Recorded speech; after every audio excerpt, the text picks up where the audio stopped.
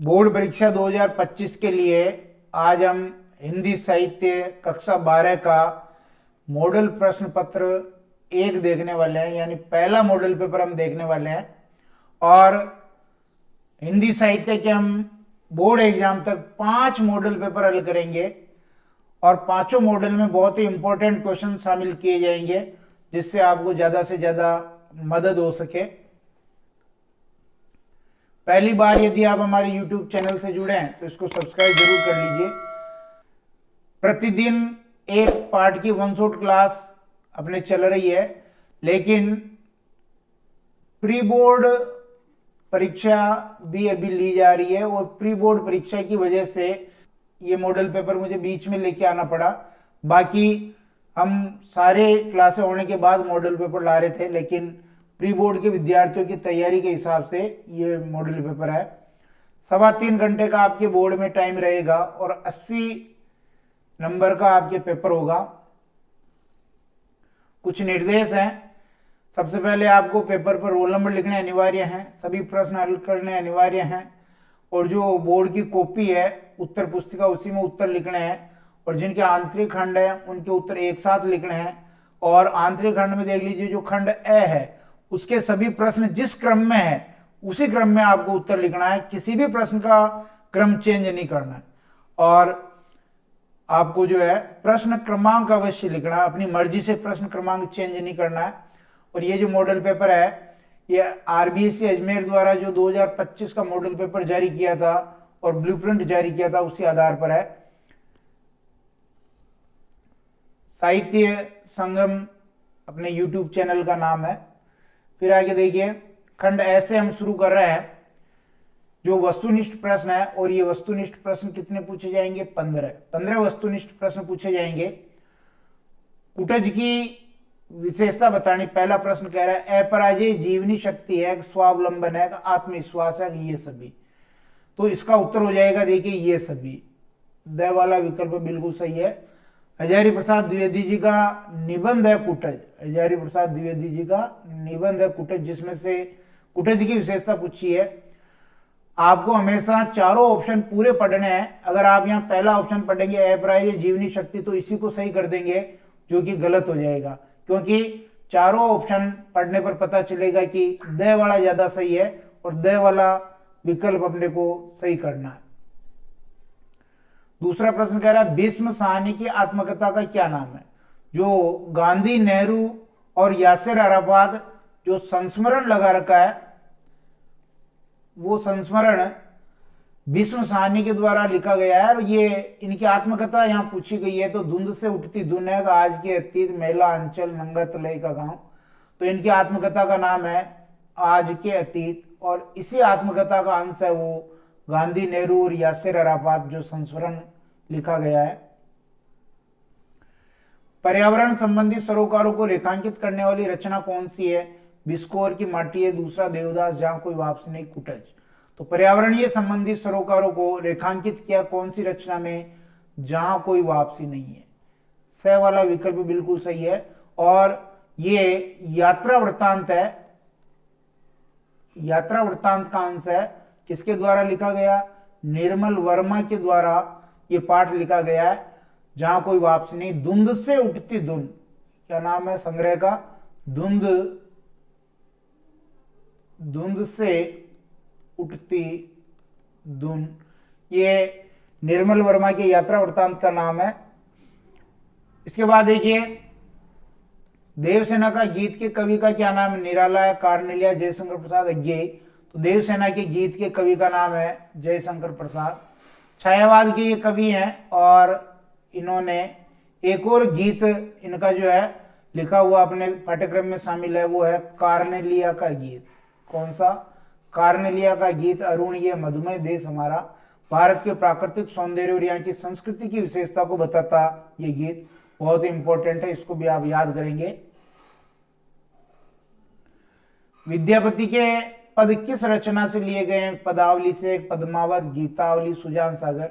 तो विद्यापति के जो पद हैं वो पदावली से लिए गए हैं। ए वाला विकल्प सही है। और ये पदावली की भाषा मैथिली है, इसलिए विद्यापति को मैथिल कोकिल भी कहते हैं। और इसमें राधा और कृष्ण इनके प्रेम का वर्णन है, और ये एक तरह से भक्ति और श्रृंगार का वर्णन लिए ग्रंथ है, यानी इस ग्रंथ में भक्ति और श्रृंगार का वर्णन किया गया है।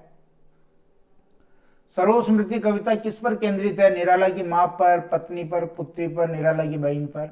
सरोज स्मृति कविता निराला की जो दिवंगत पुत्री थी सरोज, उसके ऊपर आधारित है। ये एक तरह का शोक गीत है, क्योंकि उसकी मृत्यु पर निराला जी ने ये कविता लिखी थी, सरोज स्मृति, सरोज की याद में। सूरदास की झोंपड़ी में किसकी व्यथा का अंकन है? स्त्री व्यथा, विस्थापन व्यथा, दलित व शोषित जनों की व्यथा, वृद्ध लोगों की व्यथा। तो यहाँ पर सूरदास की झोंपड़ी जो मुंशी प्रेमचंद का उपन्यास है, मुंशी प्रेमचंद का उपन्यास कौन सा? मुंशी प्रेमचंद का उपन्यास है रंगभूमि।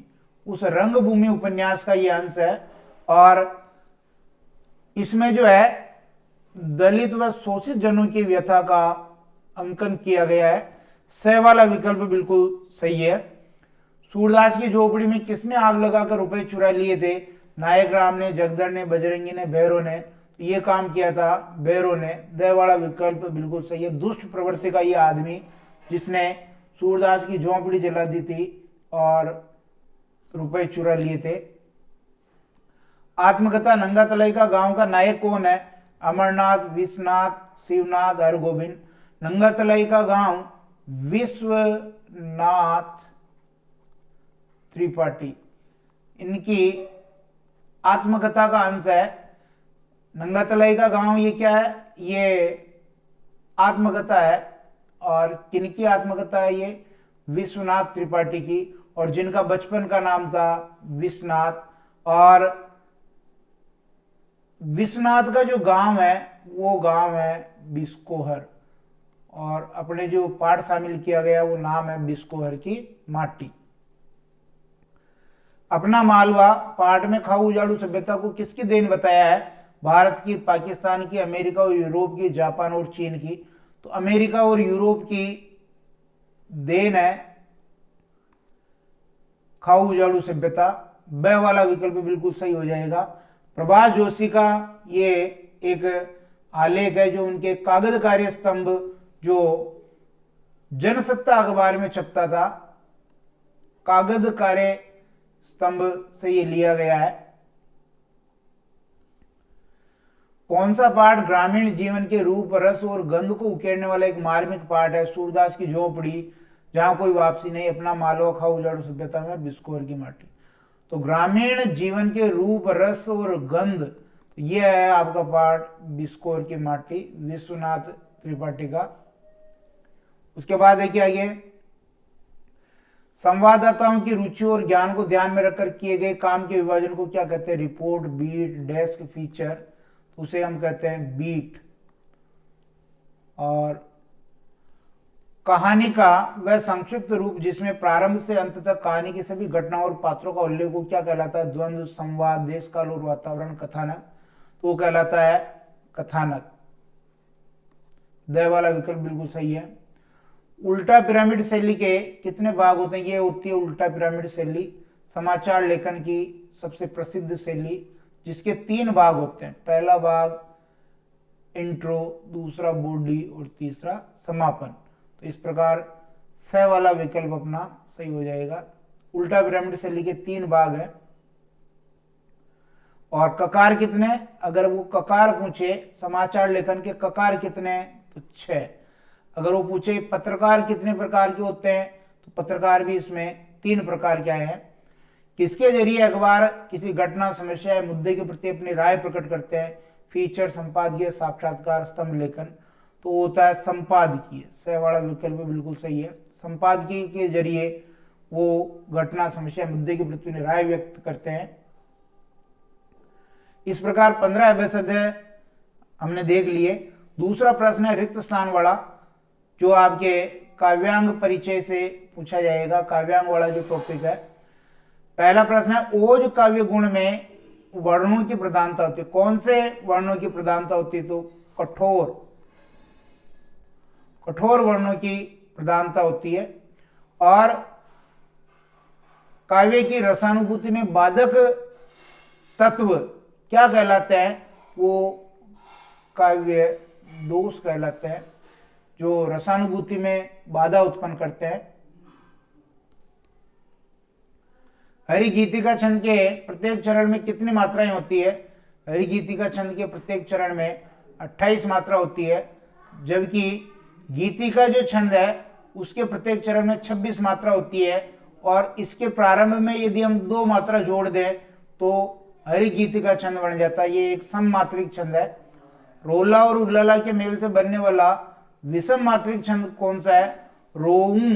ट्रिक याद करवा की मैंने, रोऊं, छप छप रोऊं, तो छप्पय कौन सा छंद हो गया? छप्पय। अप्रस्तुत के वर्णन द्वारा प्रस्तुत का बोध किया जाता है, तो वहां पर कौन सा अलंकार होता है? वहां पर होता है आपके अन्योक्ति अलंकार। और अलंकार उपमा अलंकार का उल्टा, तो कौन सा अलंकार उपमा अलंकार का उल्टा होता है? प्रतीप जो अलंकार होता है वो उपमा अलंकार का उल्टा होता है। फिर आगे देखिए, तीसरा क्वेश्चन अपठित गद्यांश वाला है, जिसमें से 6 प्रश्न एक एक नंबर के पूछे जाएंगे। इस अपठित गद्यांश को 3-4 बार अच्छी तरह पढ़ना है और जितना अर्थ आपके समझ में आए उतना अर्थ निकालने की कोशिश करनी है। तो देखिए, पहला प्रश्न कह रहा है उपयुक्त गद्यांश का शीर्षक क्या है? तो इसमें आया ऊपर देखिए सत्सई शब्द जो आया सब जगह, तो ये सत्सई परंपरा हो जाएगी। सत्सई परंपरा इसका शीर्षक हो जाएगी। हिंदी साहित्य में सत्सई परंपरा। सत्सई शब्द किस प्रकार का शब्द है? तो ऊपर आया देखिए, ये सत्सई जो शब्द है ये अपभ्रंश रूप है। ये संस्कृत के शब्द सप्तसती का अपभ्रंश रूप है। यहां से इसका उत्तर मिल जाएगा। कौन कौन से ग्रंथ संस्कृत भाषा में मिलते हैं? तो जो ग्रंथ संस्कृत भाषा में मिलते हैं उनको यहां दिया है देखिए कि दुर्गा सप्तशती, शिव सहस्त्रम, विष्णु सहस्त्रम, ये सब संस्कृत में मिलते हैं। इसके बाद भारतीय जनमानस पर किसका प्रभाव पड़ा है? तो भारतीय जनमानस पर किसका प्रभाव पड़ा है उसका उत्तर अगर हम देखेंगे तो ये यहां पर आपको मिलेगा। ये देखिए, ये आया कि भारत में आबिर जाति का प्रवेश हुआ और आबिरों के स्वच्छंद एवं ऐहिकता मूलक जीवन का प्रभाव भारतीय जनमानस पर पड़ा। और हिंदी में श्रृंगार रस प्रधान सत्सई का श्री गणेश किसने किया था? जो श्रृंगार रस प्रधान सत्सई है उसका श्री गणेश किया था। देखिए कि